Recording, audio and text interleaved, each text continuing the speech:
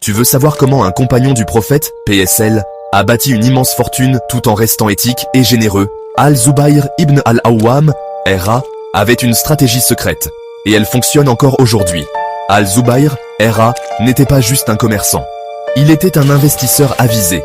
Contrairement à d'autres, il ne gardait pas son argent inactif.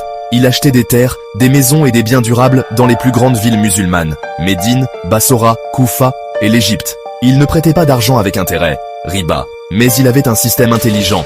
Il investissait et devenait partenaire de ceux qui avaient besoin de capital. Ainsi, au lieu d'exploiter les autres, il créait des opportunités gagnant-gagnant et bâtissait un empire commercial basé sur la confiance. Mais ce qui le rendait unique, ce n'était pas sa richesse. C'était son détachement de l'argent.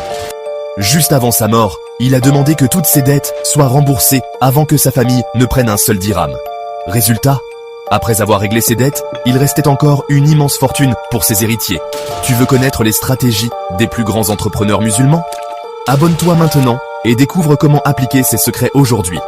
Tu veux savoir comment un compagnon du prophète, PSL, a bâti une immense fortune tout en restant éthique et généreux? Al-Zubayr ibn al-Awwam, R.A., avait une stratégie secrète, et elle fonctionne encore aujourd'hui.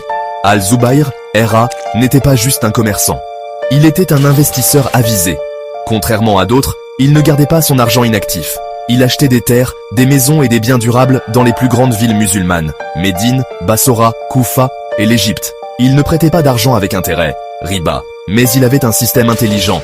Il investissait et devenait partenaire de ceux qui avaient besoin de capital. Ainsi, au lieu d'exploiter les autres, il créait des opportunités gagnant-gagnant et bâtissait un empire commercial basé sur la confiance. Mais ce qui le rendait unique, ce n'était pas sa richesse. C'était son détachement de l'argent. Juste avant sa mort, il a demandé que toutes ses dettes soient remboursées avant que sa famille ne prenne un seul dirham. Résultat, après avoir réglé ses dettes, il restait encore une immense fortune pour ses héritiers. Tu veux connaître les stratégies des plus grands entrepreneurs musulmans? Abonne-toi maintenant et découvre comment appliquer ces secrets aujourd'hui.